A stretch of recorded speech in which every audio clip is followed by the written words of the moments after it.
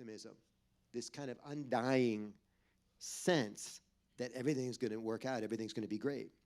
And a lot of us struggle with this day to day. I watched a little bit of CNN yesterday. You know what's going on in the news.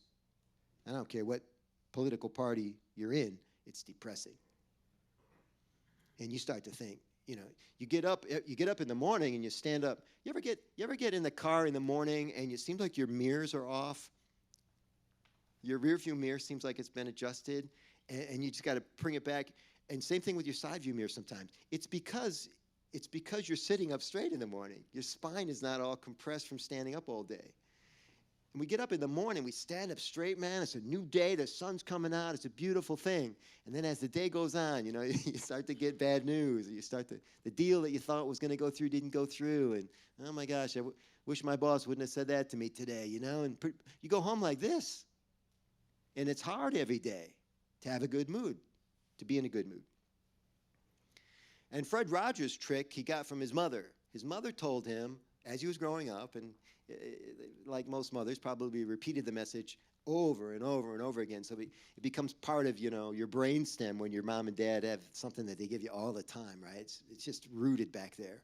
And the thing that Fred Rogers' mom told him was, always look for the helpers. There's always helpers. And these are what I call safe people, S-A-F-E. Because there's two types of people in life, ladies and gentlemen. And I've learned this in the music business. I've learned it in the coaching business. There are safe people in the world, and there are unsafe people in the world. Let me give you an example from the music days. Back when my brothers and I toured the country on the college circuit, we ended up opening for acts like Rick Springfield, Corey Hart, Joan Jett. A lot of you don't remember these names anymore. But back in the day, like, they were big deal. And so we played a lot of places, and we met a lot of strange people. We met a lot of safe people. We met a lot of unsafe people. So I'll give you an example, a safe person. There was a guy in Mansfield, Ohio, and he hired us to play at his club called Night Moves. And he was impressed with our little band. We were just kids, and 4 brothers. So we were 5 years apart.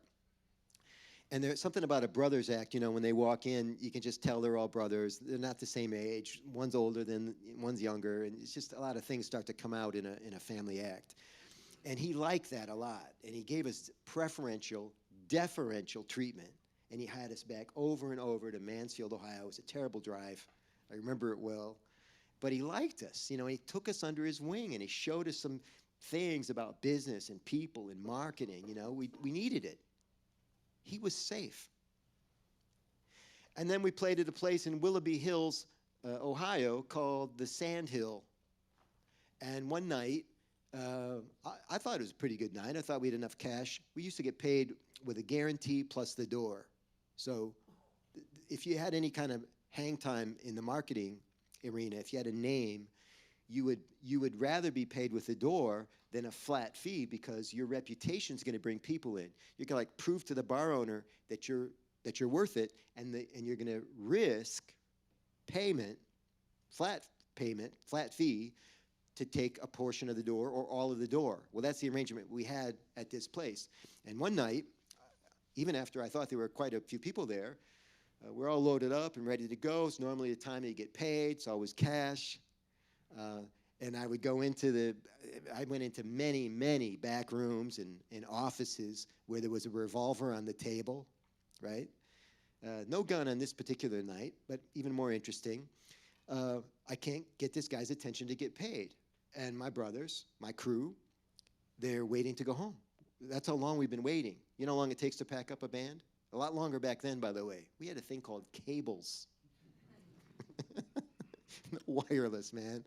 And now I'm flashing back. We had analog tuners, no digital tuners back then. The lights, you could get a hernia just taking down the lights. They were so heavy. And we traveled with these big-ass 40, 50 cabinets. They were so heavy, man, so heavy. And we did stairs with them. It was ridiculous. And today, the footprint on a PA is so small. And so they've packed away all the stuff. And I'm waiting for this guy, At first, it feels like, the minute hand on the clock, and then I feel like the calendar pages are coming off the wall because we got to get some sleep. We got to move on the next day. And he won't pay me. Finally, I dismissed the band. I said, you guys go back, leave me a car, and I'll take care of this clown, and then I'll see you back at the hotel. So everybody leaves, and now he invites me to the bar to have a shot. It's like 3 o'clock in the morning. The place is all boarded up, closed. The help is still there at the bar. You know how the service industry is. And now he wants to drink. I don't want to drink. I want to go to sleep. So I have a shot with him just to be civil. And then he says to me, Michael, he says, we got a little problem tonight. I'm by myself. I'm like 22 years old. All my mates are gone. And this guy, Tex, was his name, Tex. You can imagine what he looks like, big guy. And he says, Michael, he says, we got a problem. I said, well, I'm trying to think of the appropriate thing to say next. Well, Tex, what's the problem? And he goes, we didn't do well with the door tonight. And I know what's coming next. He's going to either short us or not pay us. I mean, who knows how bad it's going to be. And he says, Michael, tell me this. Will you guys... what can I do for you? That's what he says. I'm tired. I'm getting buzzed. He goes, what can I do for you? I'm like, what? What can you do? He says, can I send some girls to the room?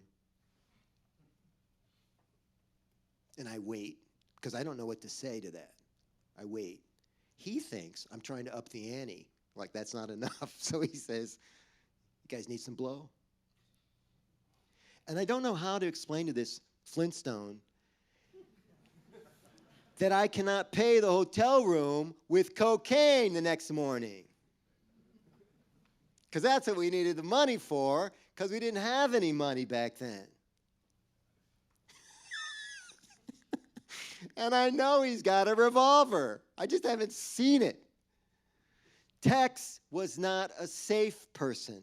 You understand the difference between safe and not safe?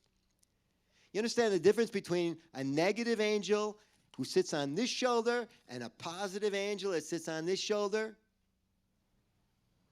And there are both in this room. And you have a chance and a choice of who to sit next to at lunch every single day. That's what I'm talking about. Optimism. And so you can cultivate for this for yourself, or you can let it die in the field, like a farm, when a dead crop. Optimism can be a dead crop for you.